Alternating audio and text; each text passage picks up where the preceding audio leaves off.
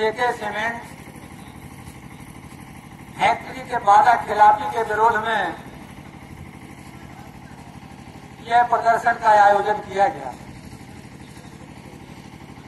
चाहे वो देश हो या प्रदेश हो या कोई जिला हो, जब भी अगर उद्योग लगता है तो उद्योग का मतलब होता है कि जिस क्षेत्र में वह उद्योग लगे उस क्षेत्र के लोगों का विकास हो, इसके लिए उद्योग आता है।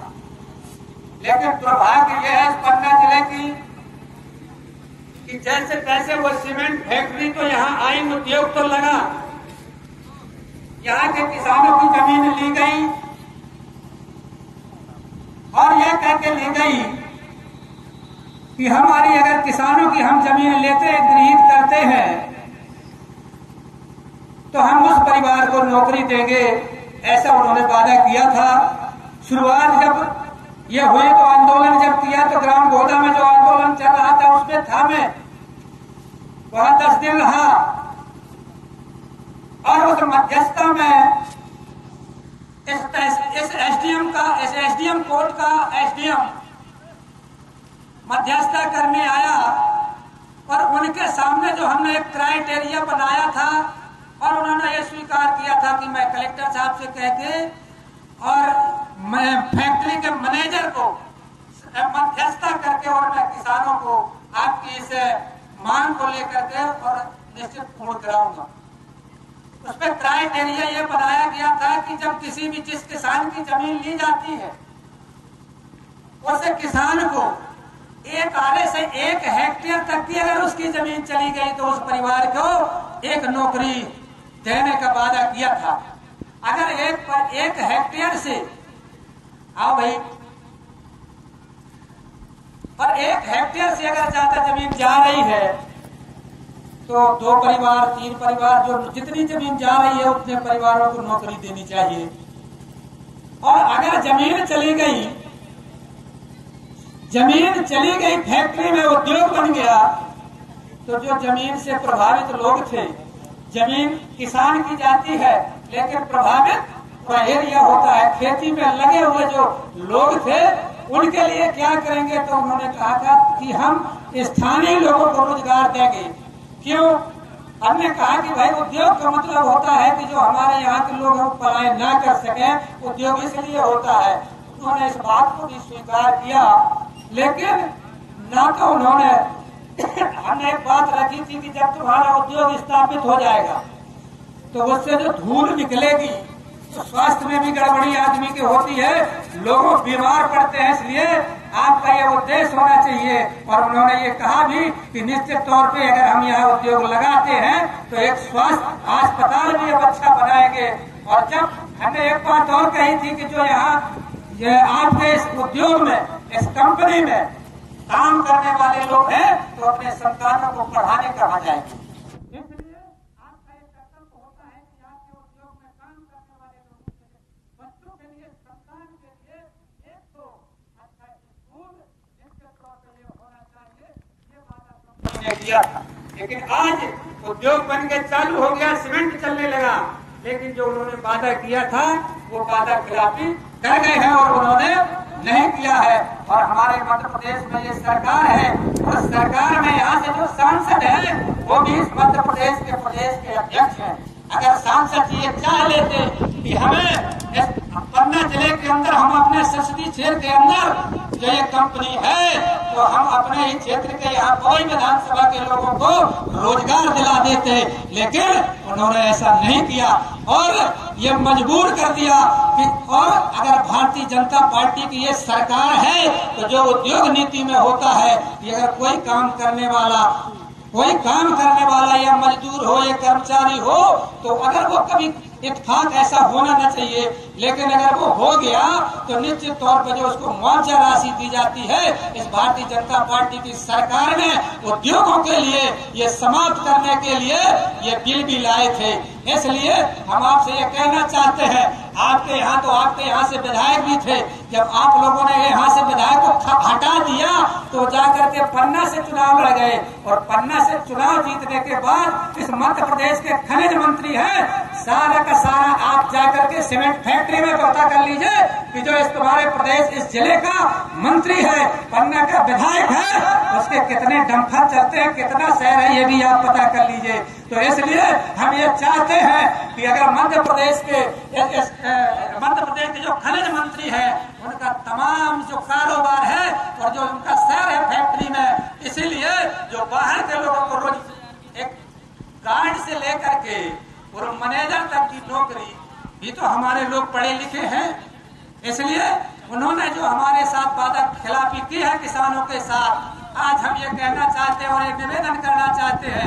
हमारे बीच में मध्य प्रदेश कांग्रेस कमेटी के महासचिव दो महासचिव आपके बीच में है, हम उनसे अनुरोध करना चाहते हैं कि हमारे किसानों को आश्वासन दें कि अगर हम आपकी कांग्रेस की सरकार बना दें तो जो कंपनी ने वादा किया था उस कंपनी में हमारे क्षेत्र के लोगों को कार्ड से लेकर के चपरासी से लेकर के लेबरगिरी से लेकर के कर्मचारी अधिकारी तक हमारे क्षेत्र के हो, ऐसा हमें आश्वासन देंगे कि अगर हमने आपकी सरकार बना दी तो हमें निश्चित तौर पे आपके मार्गदर्शन में हमें ये आश्वासन मिले, और अगर नहीं देते हैं तो ये भी हमें विश्वास दिलाएं कि चाहे जितना भी हो निश्चित तौर पे हम उस कंपनी को चाहे 6 महीने के लिए 1 साल के लिए बंद कर देंगे और उसको मजबूर कर देंगे कि हमारे इस क्षेत्र के लोगों को, हमारे क्षेत्र के लोगों को नौकरी करने पर मजबूर हो जाए।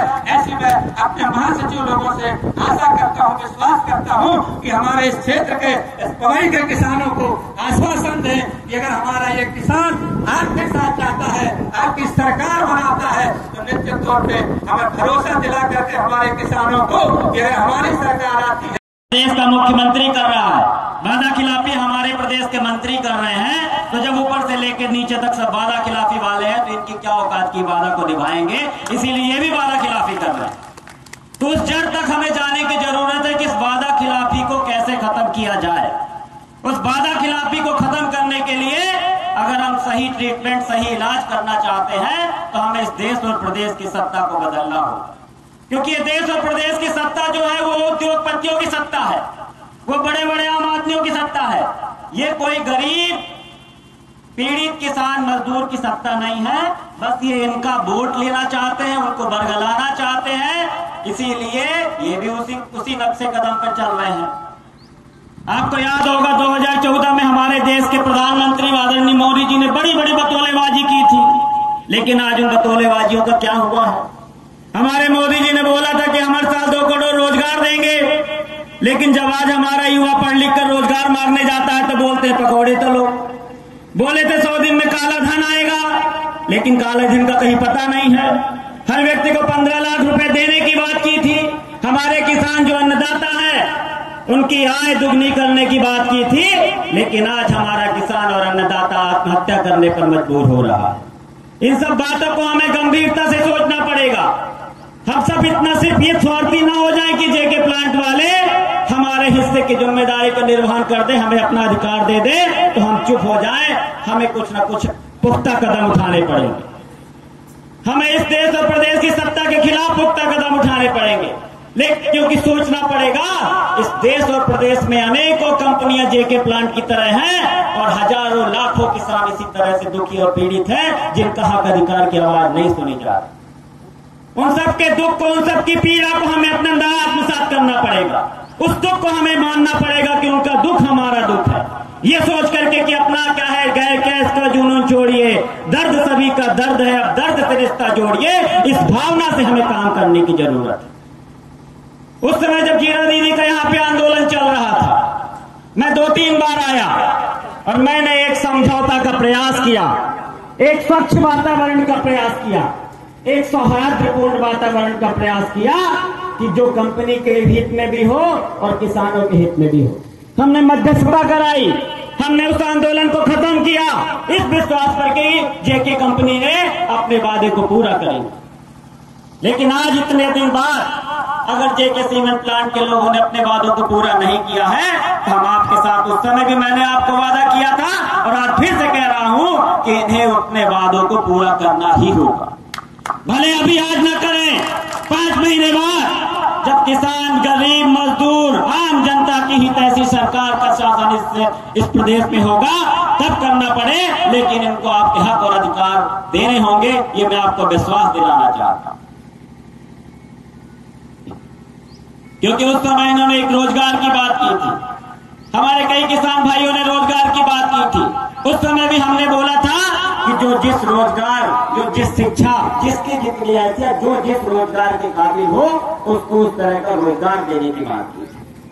जमीन की बात आई थी उस समय, तो हमने बोला था कि किसानों का जो रेट है उसमें थोड़ा बहुत बढ़ा कर दीजिए, क्योंकि किसान अपनी जमीन से पूरा जीवन पालता है और एक बार आपको जमीन दे देगा उसके बाद उस जमीन से उसको कुछ मिलने वाला नहीं है। उस पर भी कंपनी के लोगों ने बोला था कि हम प्रयास करें। रोजगार की बात की थी, शिक्षा की बात की थी। उस समय बताया गया था कि हम स्वास्थ्य के लिए एक एम्बुलेंस का चालन कर रहे हैं, 1-2 एम्बुलेंस चल रही है और बाद में हॉस्पिटल का निर्माण कर रहे हैं। शिक्षा की बात की थी, स्कूल का निर्माण करने की। तो मैं आपको विश्वास दिलाता हूं कि आप सब एक रहिएगा, तो मैं विश्वास दिलाता हूं कि इनको स्कूल भी खोलना पड़ेगा और हॉस्पिटल भी खोलने पड़ेंगे, और हमारे जो बच्चे पढ़े लिखे हैं, जो जिनकी एजुकेशन, जितनी शिक्षा है, उस शिक्षा के हिसाब से इनको रोजगार भी देना पड़ेगा, बशर्ते ये कि हम एक रहे, ताकतवर रहे। और हम कोई ऐसा नहीं चाहते हैं कि हम एक होकर के इनको दबाएं। हम चाहते हैं, इन्होंने अपना व्यापार करने आए, धंधा करने आए हैं, तो हम भी चाहते हैं कि एक पड़ोसी की भूमिका जो होती है उस भूमिका का निर्वहन पूरी ईमानदारी के साथ करें। हम चाहते हैं कि हमारा जब किसान का बेटा यहाँ पे काम करे तो वो इतनी डबल हैसियत से काम करे कि आज इनका मुनाफा डबल हो जाए। आज हम ये भी चाहते हैं, हम इस भावना से काम करना चाहते हैं, हम किसी को दबाना नहीं चाहते हैं। लेकिन अगर कोई हमारा हक और अधिकार नहीं देगा तो हमें मजबूर होकर के कुछ ना कुछ ऐसे कदम उठाने पड़ेंगे जो मुझे नहीं लगता कि जिन कदमों को सही कहा जाएगा। इसलिए मैं इस धरने के माध्यम से कंपनी के लोगों को चेताना चाहता हूं कि आज आप जाग जाओ और सोच लो कि आपको भी यहाँ फैक्ट्री 1 महीने, 1, 2 साल, 4 साल के लिए नहीं है, आप भी यहाँ हमेशा के लिए हो और हम भी यहाँ हमेशा के लिए हैं। तो जिस भावना की शुरुआत, हम जिस दोस्ती का हाथ आपकी तरफ बढ़ा रहे हैं, आप भी बिना किसी छल कपट के उस दोस्ती को स्वीकार करिए और हमारे किसानों की, हमारे गरीब मजदूरों की जो उचित जायज मांग है, उन मांगों को पूरा करने की दिशा में अपने कदम बढ़ाइए।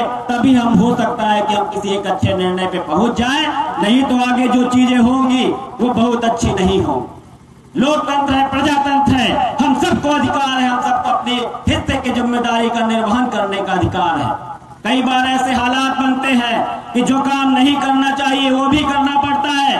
तो मैं यही चेताना चाहता हूँ माननीय तहसीलदार, कलेक्टर के माध्यम से मैं ये आज ज्ञापन जो यहाँ पर दे रहे हैं, उस ज्ञापन के माध्यम से मैं शासन से विनती करता हूँ कि आप गरीबों की, किसानों की, मजदूरों की, उनकी भावनाओं को बिना किसी छल कपट के, बिना किसी सरकार के दबाव में कंपनी तक पहुंचाएं और उन सबको न्याय दिलाने का प्रयास करें, ताकि यहाँ पे एक स्वस्थ वातावरण का निर्माण हो सके और देश और प्रदेश के विकास में हमारे किसान और मजदूर, गरीब का बेटा इस फैक्ट्री में काम करके इसको इतनी ऊंचाई तक पहुंचाए कि मील का पत्थर साबित हो इस देश और प्रदेश में। यही हमारी एक विनती करने आया हूं। और दूसरा मैं आपको निवेदन करने आया कि मैं रहता जरूर भोपाल में हूं, लेकिन कल रात में जीरा दीदी से बात हुई और मैं आज यहाँ हाजिर हूँ। तो आप ये मत सोचिए मैं भोपाल में हूँ, आपका फोन कभी भी जाएगा, मैं दूसरे दिन सुबह आपके पास हाजिर हो जाऊंगा और आपको विश्वास दिलाता हूँ कि मैं आपके परिवार का एक बेटा हूँ, आपके परिवार का हूँ। इस हैसियत से मैं आपको विश्वास दिलाता हूँ कि आपके साथ अन्याय नहीं होने दिया जाएगा। और अगर 6 महीने में हमारी माननीय कमलनाथ जी की सरकार आ गई, तब तो मैं डंके की चोट पर कहता हूँ कि आपको जो वादे किए थे उन वादों को इनको तुरंत पूरा करना पड़ेगा। और यही विश्वास दिलाने में आपके बीच में आया हूँ। आप सबने मुझे बुलाया, पहले भी मुझे बुलाया, उस समय भी जिन लोगों के फोन आते थे मैं कई बार कंपनी के लोगों से प्रयास करता था, उनको बात करने की प्रयास करता था। उन्होंने कई बार मुझे भी आश्वासन दिया कि हम मांगों को पूरा कर रहे हैं, जल्द कर रहे हैं। हमने भी सोचा कि नया नया प्लांट लगता है, कई बार थोड़ा बहुत देर सवेर हो जाती है, लेकिन अभी बहुत देर हो चुकी है। तो मुझे लगता है कि अगर कंपनी वालों का इंटेंशन, उनका इरादा हमारे साथ न्याय करने का नहीं है, तो मुझे विश्वास है कि आज इस सांकेतिक आंदोलन के बाद वो उस दिशा में सोचने का प्रयास करेंगे ताकि उनकी फैक्ट्री भी अच्छी तरह से चल सके और हमारे बेरोजगार लोगों को रोजगार मिल सके, स्वास्थ्य की शिक्षा मिल सके, स्वास्थ्य मिल सके। इसी आशा और विश्वास के साथ आपके बीच में आया हूँ। आपने मुझे बुलाया, सुना, उसके लिए हृदय की गहराइयों से धन्यवाद। जय हिंद, जय भारत। बहुत बहुत धन्यवाद आदरणीय बड़े भैया, बहुत बड़े ऐसे हमारे आदरणीय छोटे भाई प्रदेश कांग्रेस के महामंत्री और दमोह जिले के कांग्रेस के प्रभारी पवन पटेल जी, उनके साथ में आए हुए दमोह के सभी साथी। एक बड़ी सामान्य सी बात है कि उद्योग उस क्षेत्र के विकास के लिए लगता है, शोषण के लिए नहीं। ये जेके सीमेंट प्लांट लगा, सारे किसानों को और जिले के लोगों को खुशी हुई होगी कि चलो यहाँ कोई उद्योग लग रहा है, हमें हमारे बच्चों को कुछ मिलेगा। इस मिलने के बजाय सीमेंट प्लांट ने किसानों की जमीनें छीन ली और अपने बाहर से कर्मचारी और मजदूर और मैनेजर और तमाम लेके वो आ गए और यहाँ उनका उद्योग फलने फूलने लगा। किसानों के, गरीबों के, मजदूरों के चेहरे मुरझा गए और उनकी जमीनें चली गई। जब आप लोगों ने पिछली बार आंदोलन किया, बात हुई, उन्होंने वादे किए कि सुपर स्पेशलिटी हॉस्पिटल देंगे और एक इंग्लिश मीडियम और शानदार जिला लेवल का इस क्षेत्र के लोगों को और कर्मचारियों को प्लांट के एक स्कूल देंगे और तमाम प्रभावित किसानों को जिनकी 0 से 1 हेक्टेयर तक जमीन गई है उसको एक नौकरी, 1 हेक्टेयर से ऊपर 2 हेक्टेयर तक को 2 नौकरी और 2 हेक्टेयर से ज्यादा को 3 नौकरी देंगे। ये ऐसा मेरे ख्याल से जो मुझे पता चला है, ये इन्होंने वादा किया था। जब मैं आया आज से 15 दिन पहले, ये पता चला कि ये वादा खिलाफी कर गए हैं आप लोगों से, तो हमने आदरणीय सेवालाल जी से और जीरा बहन से अनुरोध किया, एक सांकेतिक ज्ञापन, हल्का सा धरना देके ज्ञापन दे दो। बहुत भीषण गर्मी है आज, इस भीषण गर्मी की वजह से आप कम लोग नहीं आए, इतनी ही आवश्यकता थी उनको चेताने के लिए। एक बात का वचन मैं देता हूं कि यदि इन्होंने अपने किए गए वादे के अनुसार बिल्कुल नीचे से ऊपर तक का पूरा मैनेजमेंट यहाँ के योग्य नौजवानों को, इसी जिले के, उनको जिले भर में योग्य नौजवान ढूंढने की हम छूट दे सकते हैं, लेकिन प्रभावित किसान और इस इलाके के मजदूर और किसानों को मजदूरी का और रोजगार का उनको लगाना पड़ेगा, कंपनी में काम लेना पड़ेगा। ये मैं आपको आश्वासन नहीं दे रहा हूं, मैं बहुत अपने बात का पक्का हूं, अड़ियल हूं और बड़ा दुष्ट भी हूं। जिस दुष्टता को सहन भी नहीं कर पाएंगे प्लांट वाले, वो दुष्टता उनके साथ की जाएगी। आज केवल सांकेतिक रूप में आप लोग एक ज्ञापन दे आइए, उनको ये चेताने के लिए पर्याप्त है।